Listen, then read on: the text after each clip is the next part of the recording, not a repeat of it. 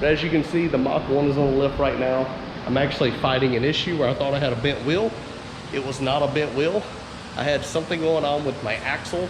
Something's bent either on the flange or the bearing itself. Not sure, but I want to show you something. Inside here, you'll notice it's actually blue on this end and not on this side. When you run your finger across it, it's rough. And you can see where it's been digging in right here on this side of the cup, and it's smooth down here. So what was happening was I put this thing on the lift and spin it, and it would do this. I thought it had a bent wheel. Well, I put another set of wheels on it, it did the exact same thing. So I checked everything out. What would happen, I would go to move it and I'd hear this whoop, whoop, whoop sound in it. And I thought, well, damn, what is that? And most of the time, it's your brake calipers. And when the rotor moves, it can, you know, kind of hit on the caliper. You try to center the caliper on this kit, and long story short, that was not it. When I pulled the axle out, and you'll notice this has the C-clip eliminator style. So the axle, the bearings here on the end, you undo these 4 bolts, the whole axle comes out. When I pulled it out, I could spin the bearing and it was perfectly fine. But on this style, there's a retainer that's actually pressed on. And so what I can tell, I think the retainer itself is what was hitting on the inside, because the bearing fits in this outer cup. And this outer cup is perfectly smooth. There's no issue here and it's fine. The inner side is where the actual retaining piece was. And I think that's what was hitting and gouging up into here, which is also causing my noise. What's strange is, how could that hit anything? It's just round and slides on to hold the bearing. So I think I've got a bent axle. How it's bent when this car's never been to the track is a mystery. But it's at Moser, they received it today. I should have an update from them in about 2 days once I have a chance to look at it.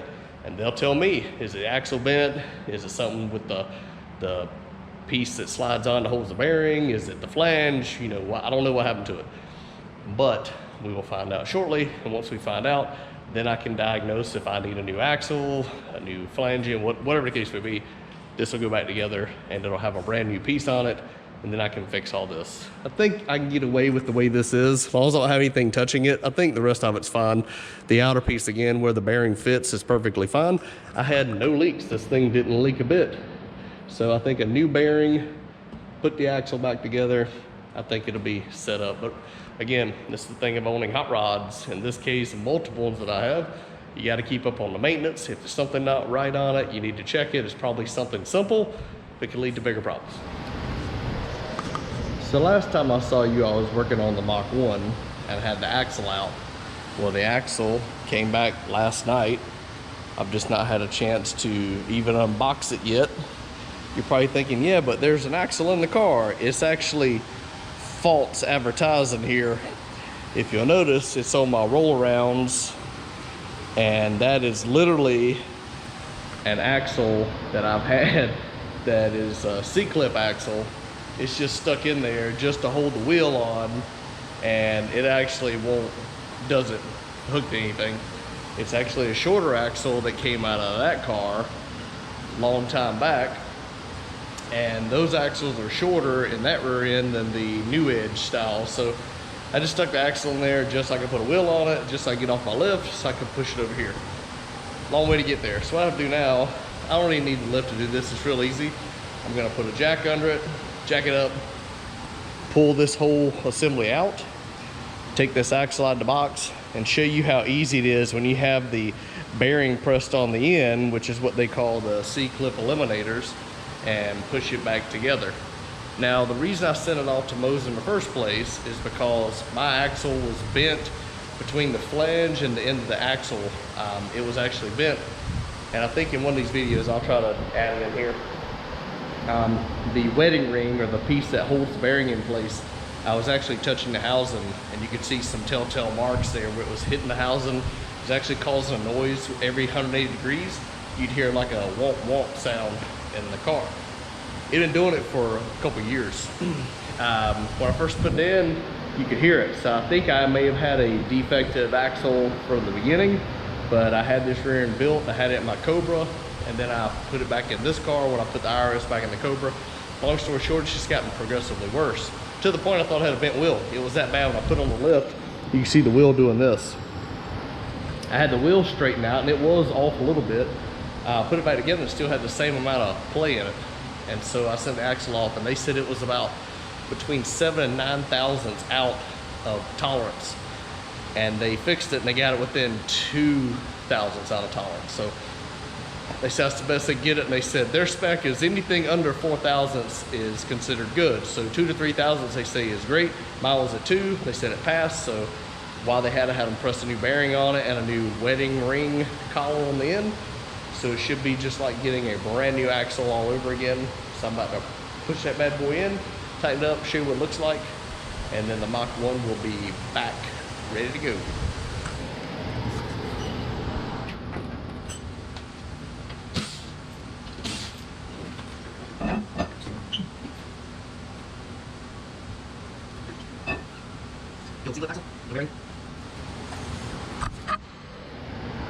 We'll go over here and unbox our new axle.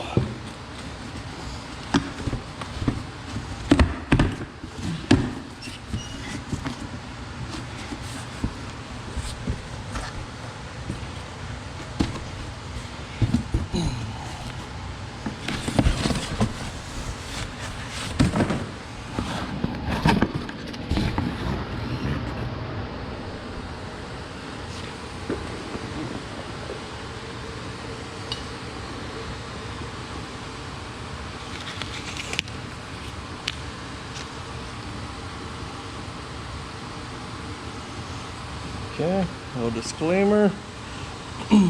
So there's the new bearing. You can tell this is my existing axle and studs. All right, and we will take this paper off so we don't get that caught up in the splines of the differential. That wouldn't be good. Of course, it doesn't peel off very easy. All right, let me get that off. All right, so I want to show you some quick differences between a stock type axle, which this is a Moser axle, and then an aftermarket C-clip eliminator style Ford 9" in axle. So this is a street axle. It's got the shorter studs on it, and this is more of a racing axle. It's got the longer studs on it for drag racing, different wheel combinations. First thing you'll notice is this one has an ABS ring for brakes. This one does not. This one, if we put it right here side by side, you look at the links on it, you'll see side by side, this one is definitely shorter. That's because this axle fits a 94 to 98 rear end length, and this one fits a 99 to 04 Mustang rear end. The 9904 is just a little bit longer than the 94 to 98. Again, this is a 31 spline axle. I had this one for my black car before I upgraded to 33 spline. All my Mustangs now, even the Cobra, when I'd had it in there, it was 33 spline built. This is their street 33 spline street strip type of upgrade. This is the best you can get for you get to like a full-on gunmetal drilled high-end, higher-end racing axle. This is a really good axle. It does fine. You'll notice that this is called a C-clip. What happens is you push this into the rear differential, and there's literally a C-clip that slides in through the differential and locks this axle in place so it can't actually come out. The problem is if you ever break an axle at the racetrack by too much power, if it breaks anywhere from here down, this axle is coming out of the car. I'm sure you've seen plenty of videos where axles have come out of cars. What the difference is that doing a racing application or high performance application like I have, you actually press the bearing down here on the end, right by where it goes to the wheel. And if you break the axle anywhere in here, this is gonna retain the wheel onto the car. So this gets retained right here on the end of the axle. So what that's called a 9" in, because for years, Ford made a rear end called a 9" rear end. The Mustangs nowadays come with what they call an 8.8. Not quite a 9", but the difference is the 8.8 came with C-clip axles like this. Back in the day, the 9" rear ends came with this style where there was a bearing pressed onto the axle. So to retain that, you slid the axle in, you had a plate that actually held the bearing in, you put bolts through it, and that's what retained the axle. It was such a great design that that's what the racers incorporated into what they did, and it's still used today. So to fast forward to what I'm doing, this is a 33 spline axle, which is more splines here. The more splines, the more load you can press across it without actually tearing it up. This is a 31 spline, and factory on these cars was 28 up until the later generations, like the New Edge, and they came with 31. So what we have here is the repaired axle. I'm getting ready to put it in and tighten everything up, and away we go.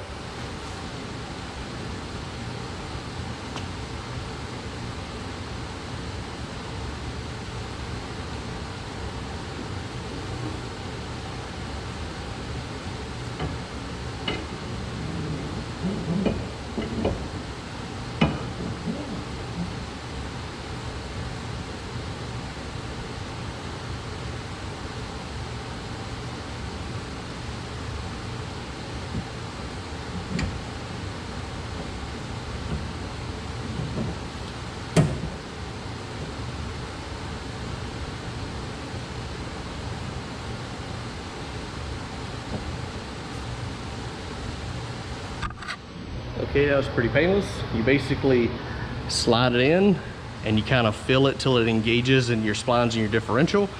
And once it seats all the way in, you'll notice this bearing, it goes all the way in and flush. And once it's flush, then we can start putting our retainer pieces in and our brakes and everything. But this is what it looks like when the bearing's in there flush, then our piece goes around. And once our piece is around, we can start putting the calipers and everything on it, and the brakes and the rotors and all that. This gives you an idea of what the 9-inch end looks like when it's adapted to your housing. This whole piece here was cut off of mine, and this was added on to make this happen.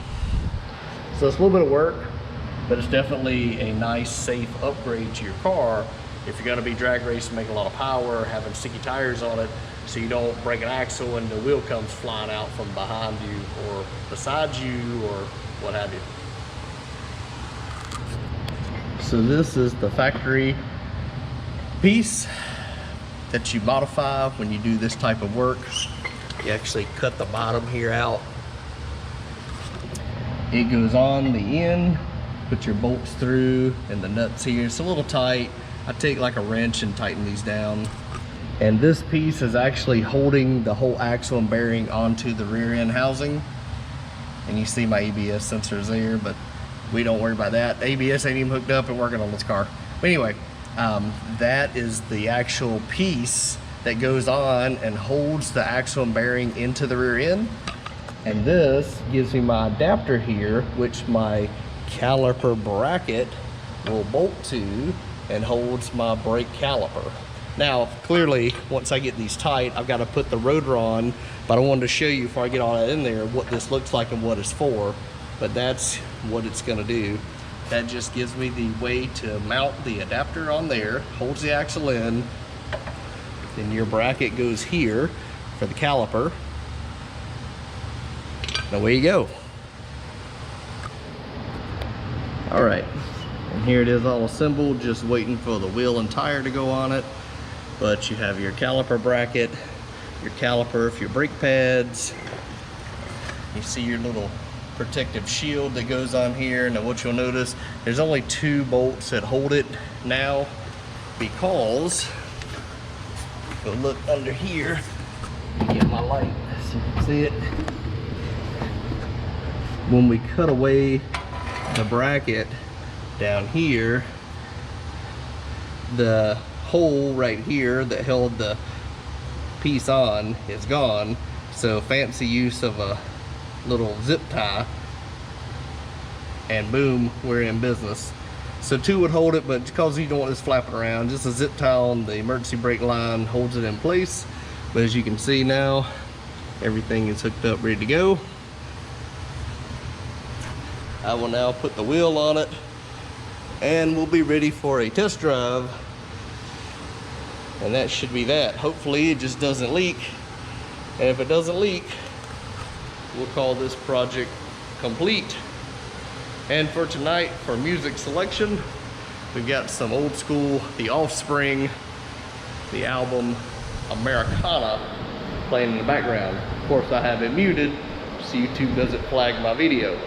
But you can do a quick search on YouTube for the Offspring, the Americana album, and you can relive some of the glory days back in, I believe that was the 90s when the Offspring came out with this album. All right, back to the car. I'll put the wheel and tire on it, and we'll get ready to go do a test drive. And maybe I'll actually drive a car in a video for once. What do you think?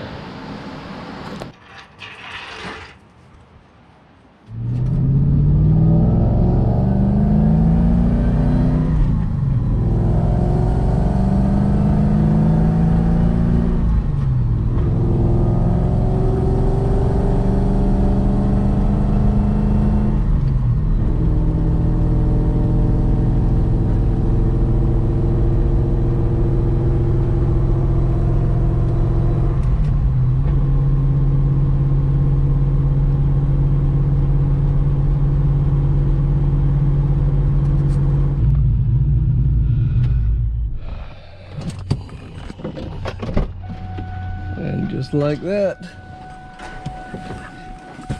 we are back.